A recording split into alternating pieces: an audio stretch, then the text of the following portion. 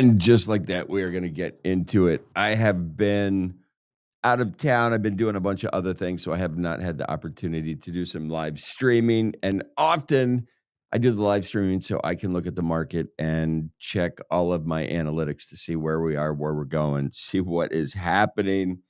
How the fuck is everybody doing today? I appreciate you tuning in if you are tuning in. If you're not, I get it too. All right, we are going to check out what is going on. It is another show called Rare Bits. I think the last time I did this was maybe a month ago. And there are a lot of reasons why I have been inconsistent over the past couple of months. And we might possibly get into that in the next couple of episodes. But once again, we're bringing chaos to clarity, noise to narrative. It is currently Tuesday, October 28th. We are ticking down the timer as October is getting ready to end. Bitcoin's rally just pushed over $116,000. And then it just cooled off. Everybody said shit's about to take off. I know some very smart people that have bet that things will go south. We're going to get into some of those talks. We are looking at the CME gap. We're going to even explain what the hell that is. But before we do, what's interesting, I am looking at the timeline on X, and it appears that NFTs are absolutely dead. And I find that really interesting because I just got back from Las Vegas and I had an absolute blast. I went to ApeFest. This was my first ApeFest. And the community spirit is alive and well. And I look at it like this. If the floor price goes down and you find an opportunity to get in and you have money to, if it's disposable income, if it's not your rent money, these are things that you can do to get a foot in a community. And there are tons of communities that are building amazing things. I saw a post today about the floor price of Bored Ape and the floor price of Azuki. And the underlying message was, these are opportunities. If you are interested in where we're going and what's happening, these are opportunities. And if you think of a membership to a club and the perks that come along with that, the community that comes along with that, the interactions, the business opportunities that will flourish because you are a member of this community, these things are really difficult to put a value on. These same things are why people go to grad school or join a sorority or fraternity, for these extra benefits, because you find this community that you now get to move forward in the world with that share your same ideas. And this crypto world moves so fast and the ideas are so outlandish to some. If you resonate with a group of people that follow your same principles and ideologies, stick with them and continue to work together, find ways to help each other out. And in my view, that's what some of these communities are. Bored Ape Yacht Club is a wonderful fucking example. I'm so impressed by the show that they put on in Las Vegas. And if you step back, it is not easy to put on a good show in Sin City. It is a place that is filled with tripper traps. Everywhere you look, there is something trying to take your attention, and you get delivered a jaw-dropping experience. One of my favorite moments was Garga's keynote speech. And some of the things that he ran through to me are absolutely amazing. I don't know what order it was. And unfortunately at the time, I had a couple cocktails in me when the keynote speech started. So I was yelling through the whole thing, which I enjoyed a lot, but I'm sure it wasn't received with the same joy that I sent it out with. Either way, construction for the physical clubhouse. It is going to be in Miami. As far as I understand, it is going to be in Wynwood, which is the art district of Miami. It is across the bridge. It is a wonderful place to be if you can deal with the heat. the art and the creativity that flows out of the Wynwood district is unstoppable. Once you get into Miami Beach proper, it just changes a bit. It becomes this tourist elevated trap. Wynwood has still got some of this gritty city life that you want to find when you are creating art and experiences that are new and immersive. So I am 100% on board with Yuga's choice to fucking rally Wynwood because it's an absolutely awesome place. I think the clubhouse there is going to be wicked. It is going to have private areas for members, rooftop bars, speakeasy, a restaurant, an NFC-backed card access tier for ape holders, which I think is really interesting. There's going to be some things I believe that in the end, when you get there, you will understand why you joined the club, why you have held in your conviction. Things take a long time. The other thing I'm super impressed with is Other Side Games. And gaming takes forever.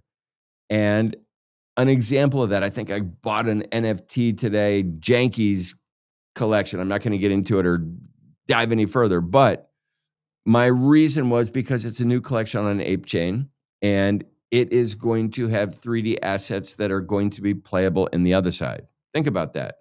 If you are a new up and coming collection and you have your shit together, you can have your assets in a playable game that is about to take over the world.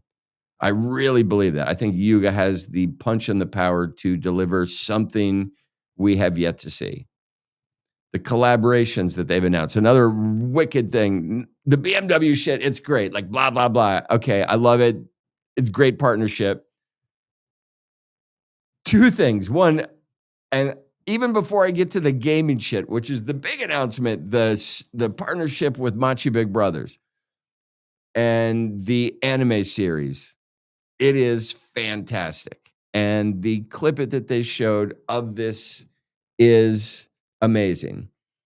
And what I've come to understand in this space is that there are so many characters in this space that have ruffled the feathers along the way. And it's interesting to see that the new partnership with Machi Big Brothers and the Bored Ape Yacht Club. And when they put the work on the table and they showed what they've been working on, it's 100% impressive. And it's interesting in this space. Do people move forward? Do people learn from their mistakes? I find it a really interesting space because it moves so fast. And because life is online, everything's on chain, it gets really interesting. And it reminds me of Bitcoin. Satoshi said, if you don't understand it, I don't have time to explain it to you. That's not great onboarding, right? And the Bitcoin ethos has been, you get it when you deserve to get it. And when you deserve to get it, if you come to this space and 6 months ago you said it was shit and today you're saying it's good, you're going to hear about it from everybody in the space. And that's not great either. It takes people time to learn and understand a new narrative in a new way. I hope that Machi has reached this point. The fucking anime series is absolutely jaw-dropping. Jaw-dropping. So I am excited about that. Then I think one of the biggest partnerships, and I believe this goes live on Thursday. So it's Tuesday. So a day and a half, right, before this goes live. And what am I talking about? I am talking about a partnership with Amazon Games, launching Other Side assets and collectibles directly through Amazon's gaming portal, which is absolutely insane because we're talking about millions of people. And when we look at these Black Swan events that may have the ability to onboard the masses, if you don't think Amazon possesses that ability, I think they do. We are going to be talking about Amazon supplies you with a blockchain wallet if you have an Amazon account and you don't even know it's on the blockchain. And all of a sudden you are interacting as a gamer and you understand future forward that, wow, I can move these assets anywhere. The progression will be slow. The infrastructure will be invisible. It will be seamless. There will be no UX, UI for anybody to understand. All they have to do is click a button on Amazon's website. The adventurers will come to learn that those assets are transferable, tradable, removable from their Amazon wallet. And that will be the aha moment that has lit so many of us in this space on absolute fire over the years. This is a big torch for us to get to the light at the end of the tunnel when it seems dark. This is a big torch. And then I like to future forward everything when I think of big torches. So this Amazon thing with Yuga is huge. Then let's jump to the world stage. We have the World Cup coming up. We have the Olympics coming up. Do you think there will be crypto integrations into these giant worldwide events? The answer is yes. Now, the last couple of years, we've been hindered by a bunch of tragedy that's happened in the crypto space. This narrative that we're upon is about to change the game. We have a bunch of events that, in my opinion, could be black swan events, meaning they actually move the needle and change the directive of where we're going. There's a bunch of them coming. Gambling, it's legal. It's not legal, but it's called prediction now, and that's legal. We'll take it. Robinhood's getting ready to go online with stocks and commodities on your phone. The stock market's only open from 9:30 to 4 p.m. Monday through Friday, but Robinhood has figured out a way to make all of these stocks tradable 24/7 on your phone. Oh, did I mention you can do it with leverage from your wallet? These things were not possible 2 months ago in the United States. And at the turn of the year, all of these things are about to change. Gambling, the door has been opened for you. It is called prediction markets. If you do not think this is a doorway for change to come down the pike, let me know why. Leave word in the comments, and I am not going to read them. Not one of them. Next up, I think the partnership with Amazon, it's called Boximus Maximus. If you go to More Than Hype's page, he is a proponent. He's always running live spaces. I'm looking at his page now, and I believe it goes live with Ape Chain Hub, ApeCoin, and Bored Ape Yacht Club on Thursday. I don't know, maybe at 10 a.m. Eastern Standard Time, maybe Pacific Standard Time. Probably Pacific. Either way, this is a big deal. We also have Bored Ape Studios. This is the partnership that I was talking about with Machi Big Brothers, and it's called Six Studios. It is going to be the first Basie animated series. It is officially in production as we speak. They are moving the IP into mainstream entertainment. What does that mean? I do not know. I don't know if it means that this is going to tailwind on the gaming meta that Yuga is creating with Amazon. And these will be series that come out on Amazon. And Amazon, as we know, it's become a competitor for Netflix, HBO, all of these other asset classes. It would be really interesting if they keep it in-house. And really, this partnership is just the beginning of a bunch of things. And if you don't think that an NFT collection partnering with Amazon at this level means anything, I get it. I get it. In 2000, I tried to sell websites to companies that I designed. And they said, get out of my office. We're fine being in the yellow pages. We do not want to be on the World Wide Web. So I get it if you don't understand it. Very much like Satoshi says, if you don't get it, I don't have time to explain it to you. I'm here to explain it to you. These things we have been waiting for in the NFT space for a long time. The gaming meta to actually happen. Mainstream adoption to actually work. The World Cup to actually adopt NFT technology and have it make sense for anybody. Telegram, they have a bunch of shit going on. Crypto integrated. Almost every single phone on the planet has Telegram. When people understand that these assets are movable peer to peer, no longer through Western Union or banks or people that took a piece of the pie as it moved forward, the revelation will happen. It takes a long time. There are not many people that understand what we're doing, why we're doing it, or why we are passionate about it. Though it makes me think of people that have knocked on my door trying to save my soul. And I slam the door in the face because I don't want my soul to be saved. Keep that in mind when we're trying to preach the gospel of crypto and Bitcoin and Ethereum and Solana, all these magical entities that we see as life changers, the elixir to the future. Some people don't care. They don't want to hear it. They're fine in their lane. But people like Amazon, events like the World Cup, the Olympics, the Super Bowl, these have the probability and the possibility, if done in unison, to change everything. And we have, for the first time, the underlying government of the United States supporting all of these moves.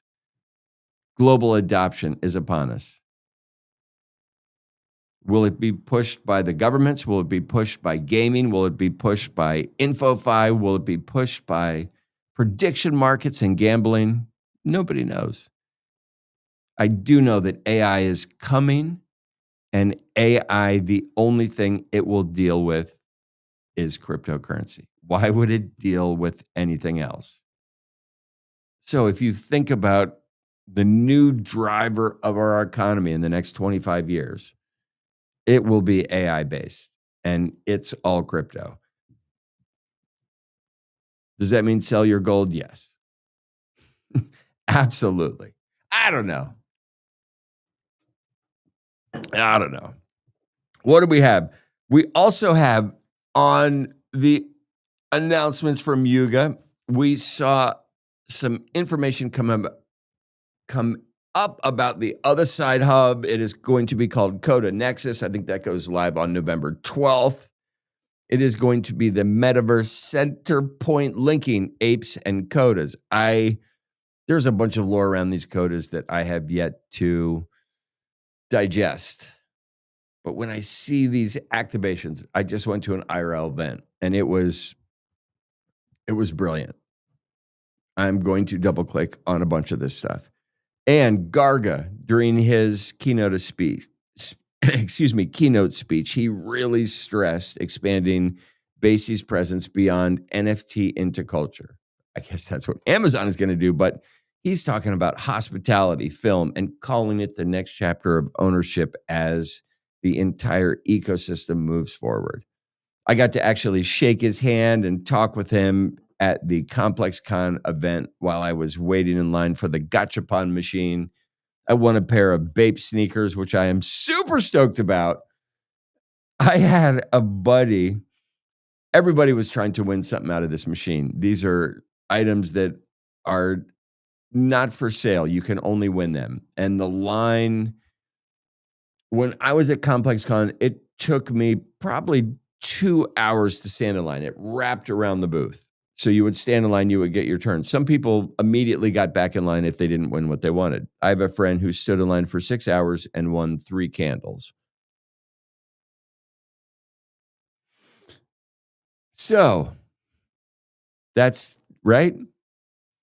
It just happens. And then I saw Choose Rich Nick just walk in and win a hat, a shirt, and just a VIP treatment. But that's what happens when you are super rich. We are looking at a bunch of stuff. Before we get into a bunch of stuff, let me just check what is going on with the heat map. Oh my goodness, look at that. Everything is fucking red. Crypto grade and fear index is coming in at a 50. Bitcoin dominance is in the green. ETH dominance is in the red at the moment. Bitcoin is trading at $113,000. Do we get a pump? These dead cat bounces, these sideways movements, they are a perp trader's nightmare. And I have been listening to the infamous James Nguyen talk about perp trading and how he gets in and out of things. And it has been an interesting adventure. I saw a post recently that he was possibly liquidated again. So I think that sucks for him. But there is more to that story coming, and I will get into that. I've been co-hosting some spaces with him, and it is super interesting. I enjoy being a fly on the wall. Today we had a space with Gary Cardone and his brother Grant. And it's interesting. There are a lot of changes that people have strong opinions on. AI coming to take our jobs. What does that mean? Is it good for crypto? Is it good for young people in the space, old people in the space? It gets interesting. The other thing, I had a really long conversation with somebody the other day, and I'm just because I'm looking at the chart right now. Somebody was interested in Shiba Inu. And when I'm looking at the top 25 cryptocurrencies by market cap, Shiba Inu is down more than any other cryptocurrency in that bracket. They're down. No, actually, they're not down. They're almost the bottom. The bottom of the list is Toncoin. Next up is Shiba Inu. I think these are really interesting. I listened to somebody give me a case about Shiba Inu having ability to come and rise from the ashes. My counter argument was Toncoin. I like Toncoin at this moment in time because it's down 54% year to date. And Pavel Durov, the founder of Toncoin, was retained while he was in France and not allowed to go back to his home country, kind of a home arrest type of thing. And that caused a bunch of turbulence in the Telegram and Toncoin ecosystem. As that gets clarified, I think this number goes up. And I mentioned earlier, when people understand that they can use Telegram to send cash worldwide and no longer need to use Western Union. If you are an immigrant in any country and you're sending money home and Telegram is raping you for 25% on your send, Telegram is going to do it for pennies on the dollar. Literal, you will send $100 and the recipient will receive 98 instead of 75. These numbers are huge. Telegram is going to deliver the ease of money transfer, and it hasn't even been dialed into yet. Then they're also doing the gaming stuff. Candy Crush on Telegram is really easy, and people are able to gamble and win money. All of these things are just starting to get roots. When I look at Shiba Inu, I don't understand what roots are they providing. Where is it going? What is the long-term prognosis? The burn mechanics suck. I don't give a shit. I don't understand what they're going to do. So when I look at tokens that are in the top 25, the worst performing token at the moment is Toncoin. Next up is Shiba Inu. Next up would be Avalanche. And next up, there is no next up. Every single token in the top 25 is in the green year to date, period. Does that mean these tokens, these three tokens that are down, are these comeback stories that are ready to rip? I don't know. I don't care about Avalanche. I don't care about Shiba Inu. One of my best friends is a holder. He's been crushed by it. I look at Toncoin and think this is interesting as a long-term play. If you have ideas on that, please let me know.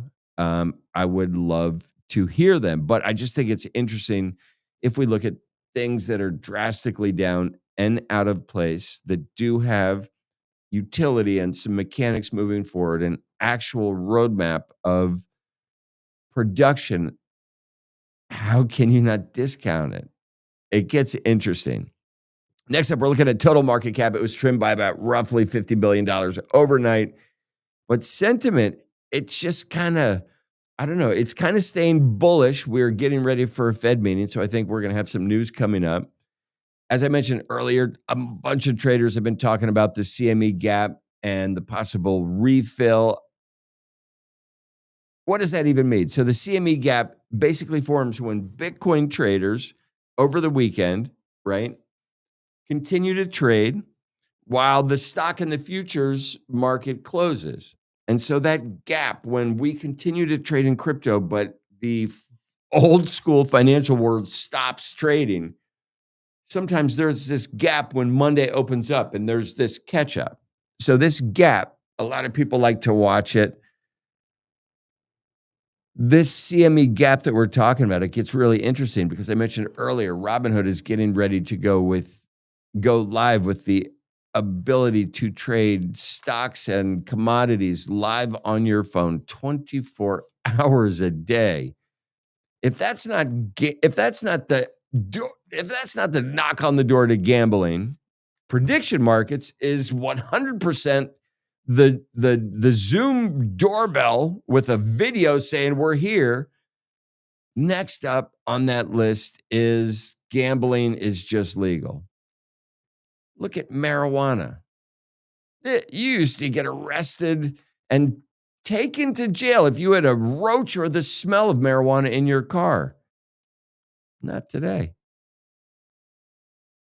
This change is going to happen so much quicker than drug reformation ever happened or alcohol reformation ever happened. Lightning speed. AI is going to fuel the change faster than you can blink your eyes at. So it's just shit to watch. I think it's going to be interesting and worth talking about. ETF news is coming down the pike. We just had Solana go live today. That's absolutely huge, bullish news. I was listening to Mert talk on Spaces today. It was an absolutely awesome space. Why? Because it only took about 30 minutes and they were concise and they ran through the points. They explained the shit fabulously. It was absolutely awesome to see. We got ETFs from Bitcoin. They posted three straight days of inflows. We love to see that. Holy shit. They are headed north for 1 billion of inflows for the past week in just 1 week. We also have BlackRock's IBIT. $65 million in Bitcoin yesterday.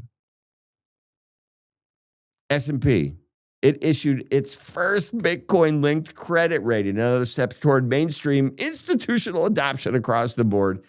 These little signals, they're flare guns kind of lighting the way for the troops to move in. The flare gun goes up, the troops move while there's light, and then it goes dark, and everybody panics. They're like, what the fuck is happening? It's all gone south. No, we're just waiting for the next fucking flare. And I've talked about these flares. Amazon and Yuga have a flare. Is the World Cup a flare? The Olympics, is that a flare? These flares go up, and the movement that happens underneath is the fabric of these communities, and it's how they are built. It's how we move forward. I am watching XRP-backed loans. What does that mean? I'm not going to get into it because I hate XRP. Why do I hate it? Because I didn't buy it when I was supposed to. So I have two missions in life. One, to create art, and the second mission is to FUD XRP forever. So that's what I'm doing. I have been talking about the competition just inadvertently that Telegram and Toncoin and the ease of sending money digitally is going to propose to companies like Western Union that charge an enormous fee for impoverished people. They take advantage of people that need to send money, short distances, small amounts of money, and they take such a chunk, they don't give people an option.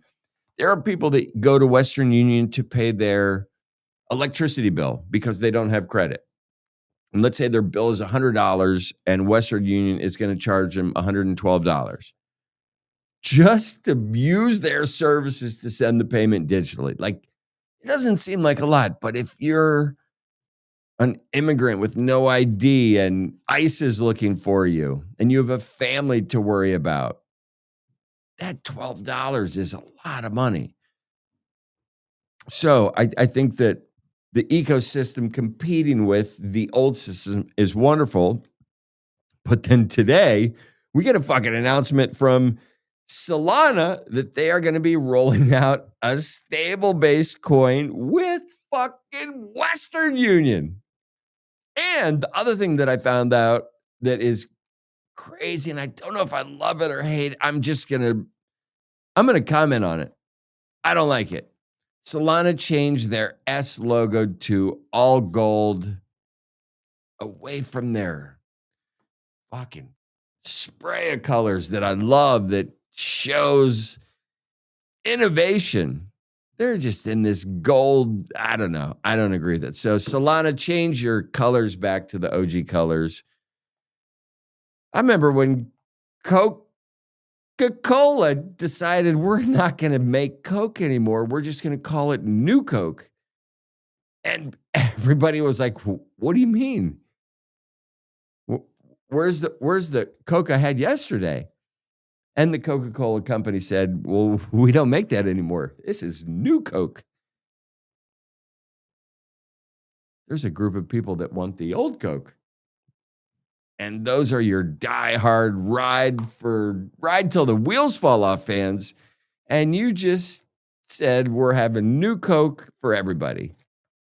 I don't know. I think you'll be back. I'm calling it now. I would like to see a poly market prediction on how long does it take Solana to actually change their logo back to the original colors. I would love to see it. We have Ripple closes hidden road deal moving into prime brokerage services. I was on a space earlier today. We're talking about prime brokerage services. How far off are RWAs, WLFI, creating a digital ecosystem for real estate? If the Trump family decides to put everything on chain, online, it will be another huge push in the market, like Amazon, the World Cup, the Olympics. These are big things. When I think about a real estate transaction and you think about the settlement attorney, the home inspector, the mortgage people, all of these people that have their hand in your transaction, letting you believe you need their help. The blockchain is going to remove all of these things. You put your contractual terms into a contract on the blockchain, you send it. If they decide to accept it, it is ratified. Done deal. The amount of middleman that will be removed from all real estate transactions once they go on chain will reduce the waste in real estate. I mean, think about it. Real estate agents, let's say there's a real estate deal for 100 grand. 6% of that is going to go to the real estate agents, 3% to the lister, 3% to the seller. Those are the old days. So 6% of the $100,000 goes to the real estate guys. There's a settlement attorney. There is closing costs where they just throw a bunch of fees in. You have a home inspector. You have all of these things that are going to chip away and turn that 6%. Now you're looking at maybe 12% of your profit is going to a bunch of people that you don't need involved with the transaction. You can save 12% on a $2 million purchase. That seems worth it to figure out the details and put it into a contract that both people could agree on, peer to peer. All of this stuff is coming, and the rails that it will flow under, it's going to be Ethereum. It really is. So we're at a magical point in this space, and I love talking about Ethereum just because I think the Trump family and Eric Trump and World Liberty Financial, I think they are going to be global players in real world assets in the next 10 years. I mean, think about where they're going. Think about the real estate holdings. Think about the empire that has been created. I believe Barron Trump, what is he, 19 years old? He just clocked in, I don't know what, $89 million. I mean, he's doing well. There's momentum here, and you have to think about stuff long term.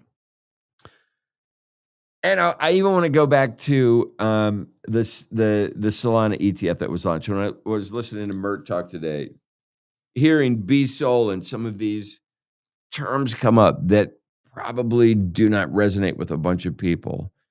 I think this Solana ETF brings a vehicle that makes it accessible to a bunch of people, and they don't even have to believe in the crypto narrative. This gives them the ability to bet on stuff as a business, and they don't have to bet on the token, which is different and interesting. And in essence, they are betting on they're buying crypto, but they're doing it in a world they understand. And it gives them shares, not tokens. And if they want to be content holding shares and don't want the empowerment of holding tokens, I get it. The youth of tomorrow, the kids that are 10, 15 that will inherit the wealth of their parents in the next 20, 30 years, 40 years, they will want tokens. They will not be ETF hounds. So I think it is interesting what is happening. I like to watch Michael Saylor. He's been reiterating the long-term hold case for Bitcoin. That's what every bag holder does, right? They get huge bags and they tell everybody, hodl, please hodl. Don't go away. But I think Michael Saylor I think he's ripping it. I think he's on top of everything. Anything else that caught my eye? Yes, there is stuff that caught my eye. So for a long time, I don't know, like 3 years straight, I did a Substack every day. I did a couple podcasts twice a day. I did interview series. I did a bunch of stuff. And one of the things that I liked, and maybe I like it because I'm fucking getting old and all you nerds are young as shit. And when I was young as shit, I didn't want to hear anything about history. And I still really don't want to hear anything about history unless it makes sense. And one of my favorite through lines was what happened on this day in history. And I like to use that narrative to go back. And so on this day in history, 1492, this was the day that Cuba was first seen by the explorer known as Christopher Columbus, who also slaughtered Indians on Thanksgiving and ruined everything. I don't know if that was a good story or not, but what's interesting about this, and I mentioned this about gold, this is what's interesting. So people talk about us finding gold in space. And are there planets roaming around where we could land on the planet, drill, and pull out gold? And if there's a giant gold rock floating around there, people are like, yes, we could fly up there, land on it, and drill it, but it gets really expensive to bring the gold back. And my argument is that the moment we discover that rock and understand we can drill it, it doesn't matter how expensive it is to get the gold back. The fact is that we now understand there's much more gold out there. That is enough to destroy the price of gold. And I was explaining this through a Bitcoin narrative, but this is very much like Columbus in 1492. The world didn't change, right? He didn't land on Cuba, but he saw it and reported back. And he let everybody know, hey, the world is bigger than we thought. You have no idea.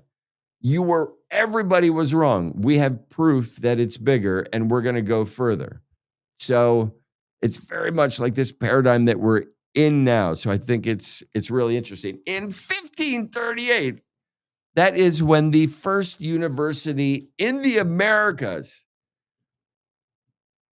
at that time, we turned discovery into understanding, exploring became education. And my question is this, with AI coming now, when does education go back to exploration? If you are a parent and you have kids that are 9 years old, the customary thing to do is you've already started saving for their college education because it is very expensive. If your kids are 9, they have, let's say, 10 years before they go to university. Do you think 10 years from now, all kids will go to university? You go to university to get a better job. I see kids get out of university today and have no job opportunities, none. They go to grad school. The job opportunities are still not everywhere. It's a fight tooth and nail. AI, what job can you study in school, in grad school, that is going to alleviate you from job loss due to artificial intelligence? AI has already gotten a law degree. It's a really good doctor.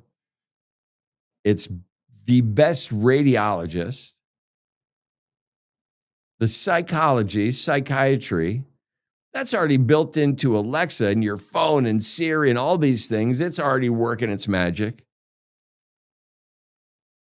What in 10 years from now, with the needs that you think we'll have, what jobs will people do that robots are not doing already? The list is not huge. Maybe doing these stupid podcasts is part of it, but creating a real living human experience in real time filled with mistakes, maybe that's desirable. The real life flavor of live that AI can't deliver. You don't want it perfect. I mean, probably you do, but I like the flaws, the kinks, the personality, the things that make individuals magic and non-fungible. AI is fungible. It's the same shit. It's the same horse shit, just with a different voice. It really is. We want non-fungibility, individuality. These things are going to resonate. I put out a tweet the other day about WorldCoin just because I think that's one of these really interesting plays, and I jump in and out of it. Not in and out of the coin. I like the coin. I hold the coin. I jump in and out of believing in the narrative and where it's going. And so it's this inner dialogue and argument that I continue to have with myself, but I enjoy having it. On this date in history, circa 1919, so a little over 100 years ago, prohibition, a lesson that human nature cannot be contained. The more you restrict, the more people build in the shadows. The more you restrict, the more people are forced to build in the shadows, but they are compelled to build in the shadows as well, especially pioneers and inventors. Crypto has decentralization. In my view, crypto is the modern day speakeasy.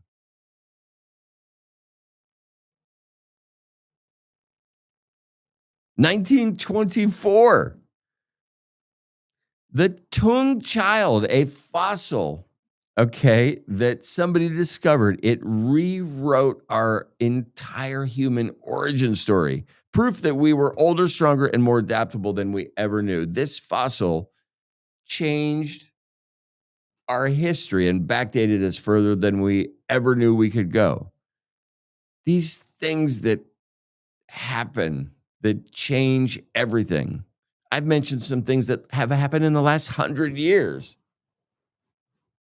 It's really insane when you think about the discoveries that are going to come down the pike, driven by AI and its ability to never sleep, never give up, continue to iterate. And even in the last couple of years using AI, used to type in a paragraph and hit send, and it would take a moment to give you an output. It literally starts to output the moment you hit send. It's amazing. And it's going to get more intuitive, more in line with what your thoughts are, where you're going, what's happening. And it is going to be absolutely scary, in my opinion. All right. And that's what I got for today. I just wanted to run through some shit. Las Vegas, I thought, was an absolute blast. If you're in this space, go to crypto events. IRL events are, I don't know, they're fucking magic. It's really cool to get to put face and body to voices that are on the internet, especially people that you've been conversing with for some time. Anyway, if you guys tuned in, I appreciate you very much. I'm going to have some videos and some shit coming out of some of the things I've been working on. And that's about it. Boom.